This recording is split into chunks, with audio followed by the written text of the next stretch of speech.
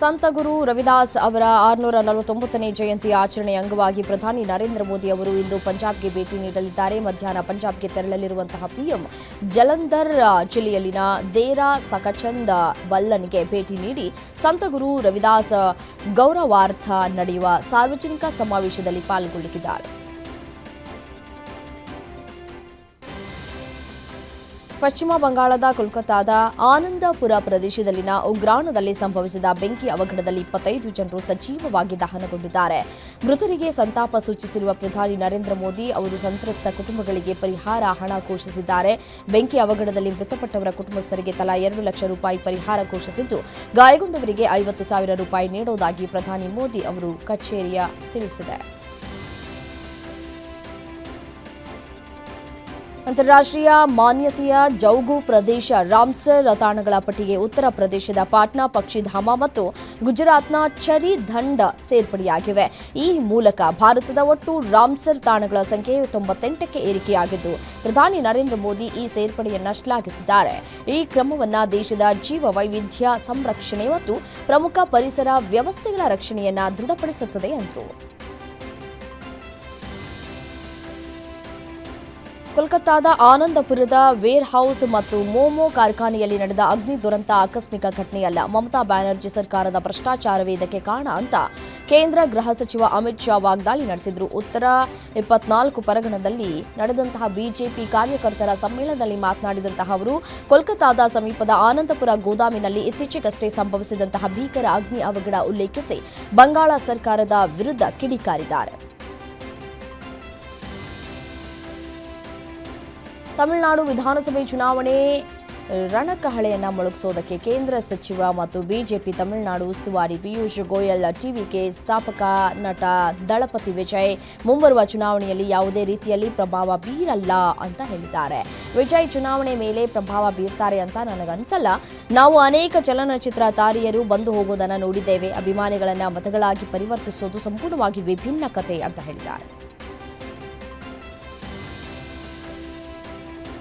ಮುಂಬರುವ ತಮಿಳುನಾಡು ವಿಧಾನಸಭಾ ಚುನಾವಣೆಯಲ್ಲಿ ನಾನು ಕಿಂಗ್ ಮೇಕರ್ ಅಲ್ಲ, ಕಿಂಗ್ ಆಗಿ ಗೆಲುವನ್ನು ಸಾಧಿಸುತ್ತೇನೆ ಅಂತ ಟಿವಿಕೆ ಮುಖ್ಯಸ್ಥ ನಟ ವಿಜಯ್ ಹೇಳಿದ್ದಾರೆ.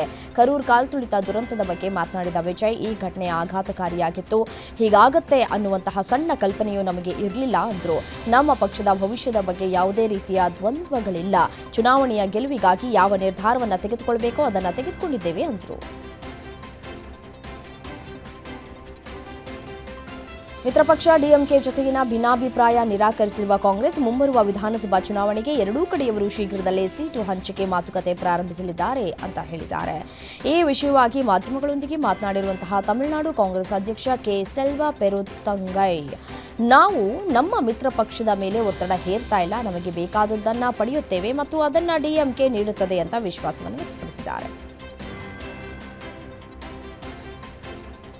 ಅಸ್ಸಾಂ ಸೇರಿದಂತೆ ಚುನಾವಣೆ ನಡೆಯಲಿರುವ ವಿವಿಧ ರಾಜ್ಯಗಳಿಗೆ ಫೆಬ್ರವರಿ 15ರ ನಂತರ ಕೇಂದ್ರ ಚುನಾವಣಾ ಆಯೋಗದ ಭೇಟಿ ನೀಡುವ ಸಾಧ್ಯತೆ ಇದೆ. ಅಸ್ಸಾಂ ಸೇರಿದಂತೆ ಕೇರಳ, ತಮಿಳುನಾಡು, ಪಶ್ಚಿಮ ಬಂಗಾಳ ಮತ್ತು ಪುದುಚೇರಿಯಲ್ಲಿ ವಿಧಾನಸಭಾ ಚುನಾವಣೆಗಳು ನಡೆಯಲಿವೆ. ಚುನಾವಣೆ ನಡೆಯಲಿರುವ ರಾಜ್ಯಗಳಿಗೆ ಭೇಟಿ ನೀಡುವ ಸಂದರ್ಭದಲ್ಲಿ ಚುನಾವಣಾ ಸಮಿತಿಯ ಪೂರ್ಣ ಪೀಠದ ನೇತೃತ್ವವನ್ನು ಮುಖ್ಯ ಚುನಾವಣಾ ಆಯುಕ್ತ ಜ್ಞಾನೇಶ್ ಕುಮಾರ್ ವಹಿಸಲಿದ್ದಾರೆ.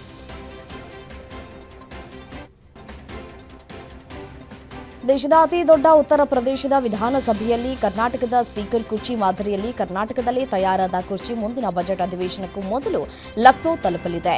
ಉತ್ತರ ಪ್ರದೇಶ ವಿಧಾನಸಭೆಯು ಫೆಬ್ರವರಿ 9ರಂದು ಬಜೆಟ್ ಅಧಿವೇಶನಕ್ಕಾಗಿ ಸಭೆ ಸೇರಲಿದ್ದು, ಇದಕ್ಕೂ ಮೊದಲು ಉತ್ತರ ಪ್ರದೇಶದ ವಿಧಾನಸಭೆಗೆ ಕರ್ನಾಟಕದಲ್ಲಿ ತಯಾರಾದ ವಿಶೇಷ ಕೆತ್ತನೆಯ ಸ್ಪೀಕರ್ ಕುರ್ಚಿ ತಲುಪಲಿದೆ.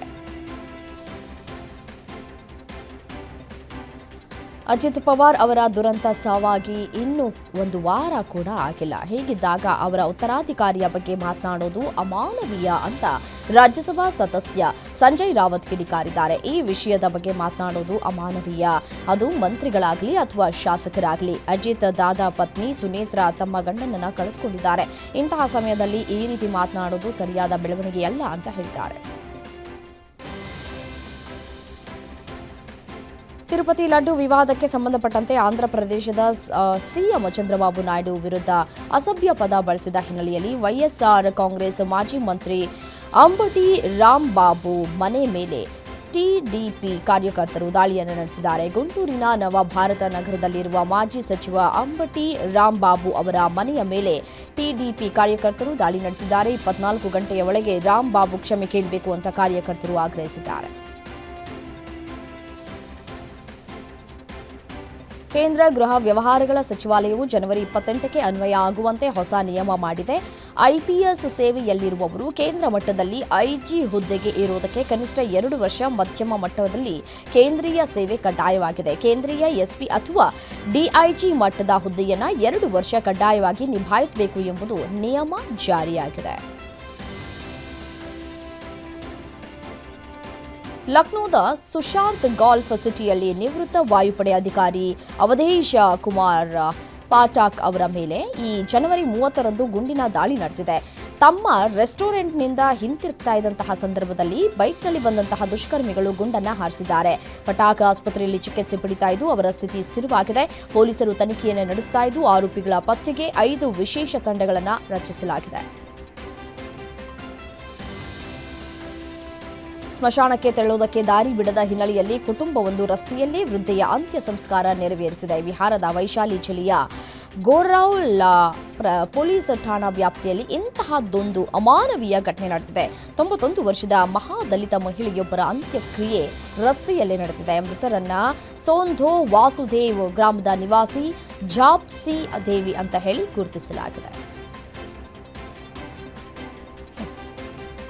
ಭಾರತ ಮತ್ತು ಪಾಕಿಸ್ತಾನ ಗಡಿಯಲ್ಲಿ ಮತ್ತೆ ಪಾಕಿಸ್ತಾನದ ಡ್ರೋನ್ಗಳು ಕಾಣಿಸಿಕೊಂಡಿವೆ. ಇದಕ್ಕೂ ಮುನ್ನ ಜನವರಿ 15ರಂದು ಕಾಶ್ಮೀರದ ಸಾಂಬಾದ ಐಬಿಯಲ್ಲಿ ಶಂಕಿತ ಪಾಕಿಸ್ತಾನಿ ಡ್ರೋನ್ ಪತ್ತೆಯಾಗಿತ್ತು. ಈ ಬಾರಿ ಪಾಕಿಸ್ತಾನಿ ಡ್ರೋನ್ ಮೇಲೆ ಗಡಿ ಭದ್ರತಾ ಪಡೆ ಬಿಎಸ್ಎಫ್ ಸಿಬ್ಬಂದಿ ಗುಂಡಿನ ದಾಳಿ ನಡೆಸಿದ್ರು.